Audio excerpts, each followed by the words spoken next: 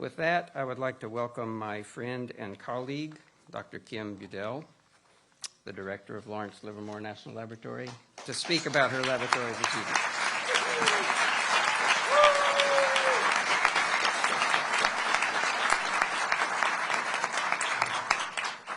Madam Secretary, Dr. Prabhakar, Administrator Ruby, and Deputy Administrator Adams, thank you for your remarks today and for your support.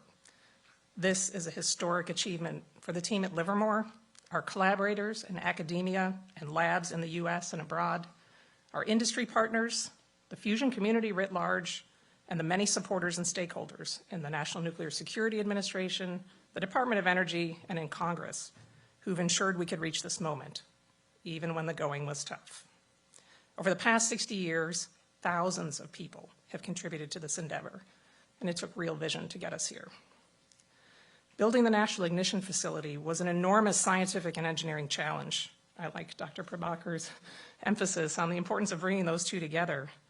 In the end, after all that work, the laser has exceeded its performance goals, opened whole new areas of high energy density science to exploration, and delivered the data we need to keep our nuclear deterrent safe, secure, and effective. Our pursuit of fusion ignition over the past decade at NIF was an incredibly ambitious technical goal. Many said it was not possible. The laser wasn't energetic enough. The targets would never be precise enough. Our modeling and simulation tools were just not up to the task of this complex physics. Progress has taken time, but last August, when we achieved a then record yield of 1.35 megajoules, putting us at the threshold of ignition, many took notice.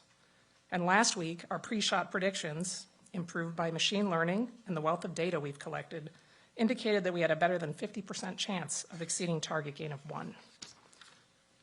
60 years ago, when John Nuckolls and his team proposed that lasers could be used to produce fusion ignition in the laboratory, it was beyond audacious. The laser had just been invented and was far from the mature tool we know today.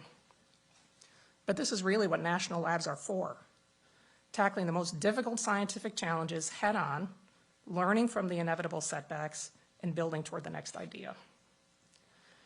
Lawrence Livermore has been at the center of the ICF community across these many decades, and ICF has been a centerpiece of our lab. Indeed, people often say that Llnl stands for lasers, lasers, nothing but lasers. But I think our motto sums up our approach nicely: science and technology on a mission. This achievement opens up new scientific realms for us to explore and advances our capabilities for our national security missions. It demonstrates the power of U.S. leadership in science and technology and shows what we're capable of as a nation. And as the Secretary mentioned, breakthroughs like this one have generated tremendous excitement in the fusion community and a great deal of private sector investment in fusion energy. But this is only possible due to the long-term commitment of public investment in fusion science. The science and technology challenges on the path to fusion energy are daunting, but making the seemingly impossible possible is when we're at our very best.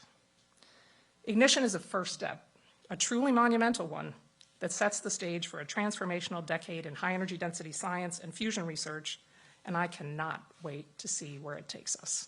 Thank you.